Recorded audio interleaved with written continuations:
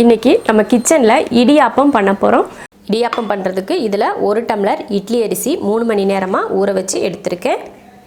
இது இட்லி அரிசியில் தான் பண்ணணும்னு இல்லை, பச்சரிசியில் கூட நீங்கள் செய்யலாம். 1 டம்ளர் அரிசிக்கு 1/2 டம்ளர் தேங்காய் துருவல். இப்போ தேவையான உப்பு வந்து அதிகமாக சேர்த்துக்க வேண்டாம். ஒரு 3/4 அளவுக்கு உப்பு இருந்தால் போதும். அந்த மாதிரி உப்பு சேர்த்துக்கோங்க.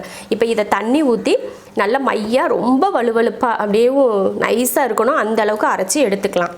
பாருங்கள் எவ்வளோ மையாக அரைச்சிருக்குன்னு பாருங்கள். தொட்டாலே லைட்டாக சொரப்பு கூட தெரியல, அந்த அளவுக்கு நல்லா அரைச்சிக்கணும். இப்போ இதை ஒரு பாத்திரத்துக்கு மாற்றிடலாம். ஒரு 4-5 டம்ளர் தண்ணி இதில் சேர்த்துக்கலாம். நம்ம அரிசி எடுத்தோம் இல்லையா, அந்த டம்ளர்லேயே ஒரு 4 டம்ளர் இல்லைன்னா 5 டம்ளர் கூட சேர்த்துக்கோங்க. தண்ணி இருக்கிறது ஒன்றும் இது இல்லை, ஏன்னா மாவு வேக வைக்க தான் போகிறோம். அதனால் தண்ணி இருக்கிறது ஒன்றும் பிரச்சனை இல்லை. இப்போ இதை கலந்துடலாம். கலந்து விட்டு பார்த்திங்கன்னா இது போல் நல்ல தண்ணியாக இருக்கும். பார்த்திங்கன்னா பால் போல் அப்படியே வெள்ளையாக இருக்குது. இதை நம்ம ஒரு பாத்திரத்தில் ஊற்றி காய்ச்சிக்கலாம். இப்போது அடுப்பை ஆன் பண்ணுறதுக்கு முன்னாடியே இந்த பாலை ஊற்றிக்கணும். இப்போது ஸ்டவ் ஆன் பண்ணிக்கலாம். ஸ்டவ் ஆன் பண்ணி கை விடாமல் இதில் கிண்டிக்கிட்டே இருங்க, இல்லைன்னா தனித்தனியாக கெட்டி சேர்ந்துடும். நம்ம கை விடாமல் கிண்டுனா தான் ஒன்று போல் வரும். அதனால் கை விடாமல் கிண்டுங்க. ஒரு 5 நிமிஷம் கூட ஆகாது, அது சீக்கிரமாக கெட்டி ஆயிரும். சூடு ஆச்சுனாலே போதும். இப்போ பார்த்தீங்கனாலே தெரியும் நல்லா கெட்டி சேர்ந்து வந்துருச்சு. இன்னும் கொஞ்சம் நேரம் இருந்தாலே போதும். மாவு இதுலேயே நல்லா வெந்துடும்.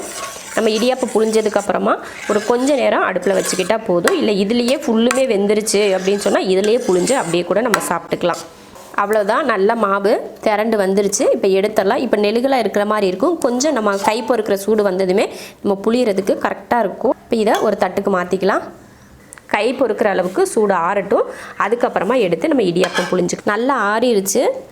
இடியாப்ப கண்ணு இருக்கும் இல்லையா, அதை இதுக்குள்ளே போட்டு லைட்டாக எண்ணெய் தேய்ச்சிடலாம். இதுலேயும் அப்போ தான் ஒட்டாமல் வரும் வெளியில், இல்லைன்னா இதுலேயே பாதி ஒட்டிக்கும்.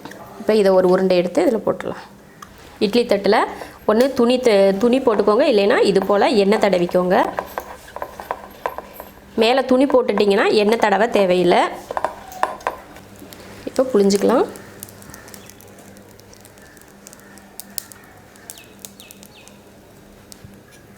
இப்படி ஒவ்வொரு இட்லியாக போடுற மாதிரி போட்டுக்கோங்க, இல்லைன்னா மொத்தமாக தட்டு ஃபுல்லுமே புழிஞ்சிங்கனாலும் நல்லாயிருக்கும்.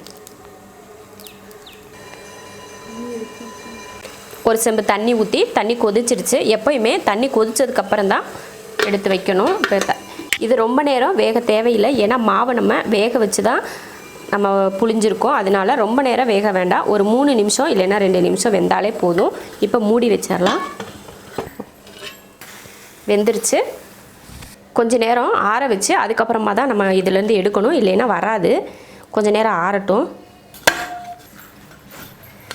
அருமையாக இடியாப்பம் ரெடி ஆயிருச்சு. ரொம்ப சாஃப்டாக இருக்கும். ரொம்ப புளியறதும் அவ்வளோ கஷ்டமாகலாம் இருக்காது. ரொம்ப ஈஸியாக இருக்கும் இதை புளியறது. இடியாப்பத்துக்கு தேங்காய் பால் எடுக்கிறதுக்கு 1 மூடி தேங்காய் துருவி எடுத்து வச்சுருக்கேன். இதில் பால் எடுத்துக்கலாம். ஒரு தேங்காய்க்கு 4 ஏலக்காய் போடுறேன்.